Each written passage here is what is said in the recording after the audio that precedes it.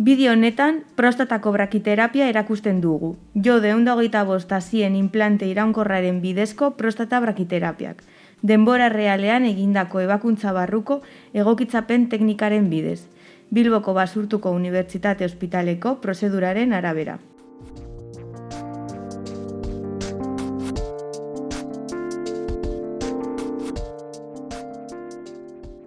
Tratamendua hasi aurretik, ezarriko ditugun hasi erradiaktiboen jardueraren neurketa independientea egiten dugu.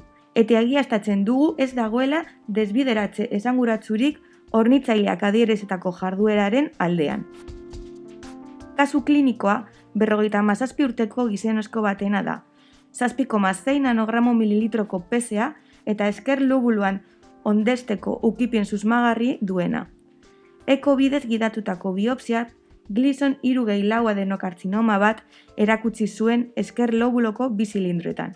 Guztira lortutako 12 zilindroetatik. Pazienteak mikzio kaliteto ona zuen. Prozesua bizkarrezur anestesiaren eragipean egiten da. Pazientea anestesiatu eta litotomia behartuan jarri ondoren uretra zundaketa egin eta ingurunea prestatzen da. Erabili beharreko kirurgia materialak hauek dira. Orratzak, hazia kargatzeko estazio bat erradio babeseko baldintzetan manipulatzeko eta kartutxo batean jartzen diren hasi erradiaktiboak. Jostura biodegradagarriko materiales lotuak. Implantea ondestez gaindiko ekografia kontrol bidez egiten da, zunda biplanarra erabiliz, eta egonkortasuna eta koordenatuen doitasuna ziurtatzeko. Egonkortze sistema digitalizatu baten gainean muntatzen da.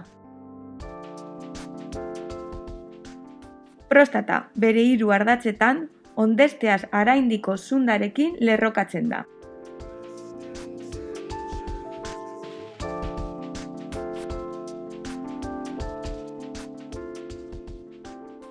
Egonkortze sistemak koordenatu alfanumerikoak dituen sareta bat du. Orratz kalibratuak gidatzeko, ekografoaren sareta virtualarekin bat etortzeko. Lehenik eta behin, orratzen implantea egiten da volumen prostatikoaren periferian.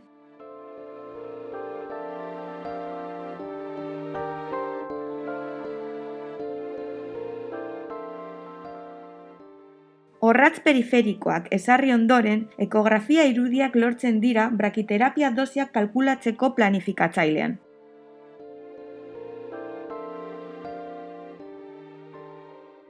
Planifikatzailean hartutako ekografi irudian gainean, prostata eta radiazio dosi jakin batetik babestea interesatzen zaizkigun organoak mugatzen dira.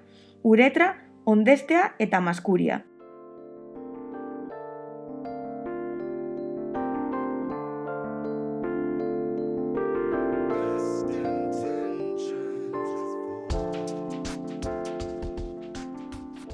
Planifikatzailean, denbora realeko ekografi irudi axialaren gainean ezarritako orratzak dagozkion posizio zehatzean identifikatzen dira.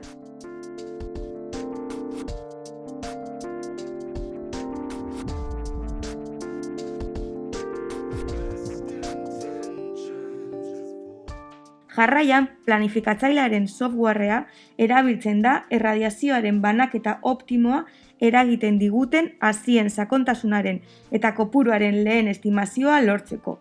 Prostatan dosi egokia emanez eta organo osasuntsuetan dosia ahalik eta gehien mantenduz. Softwareak eskaintzen duen plangintza berrikusten da eta maila onargarrietan sartzen dela egiaztatzen da.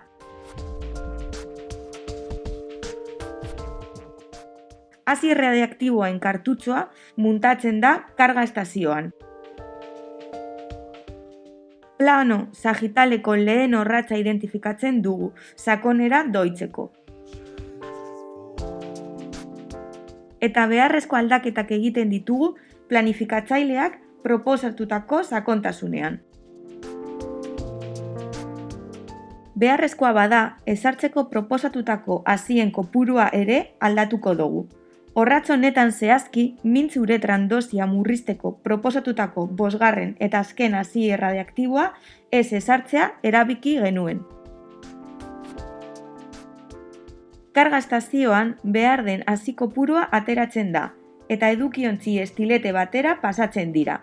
Hortik, ezarritako orratzera pasatzen dira.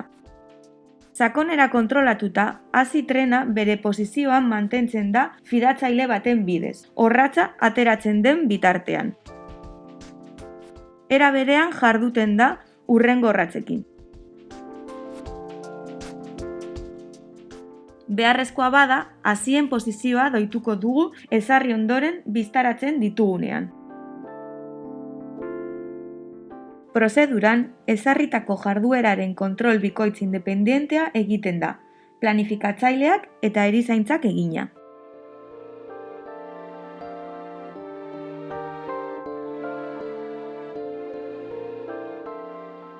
Orratz periferikoei dagozkien haziak ezarri ondoren, dosien banaketa berrikusten dugu.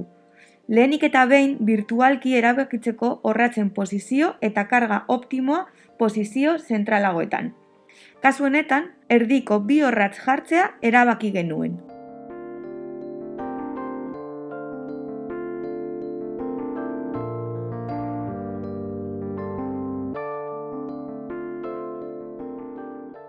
Erdiko orratzen haziak ezarri ondoren, dosien banaketa berrikusten dugu, inplantea amaitutzat emateko.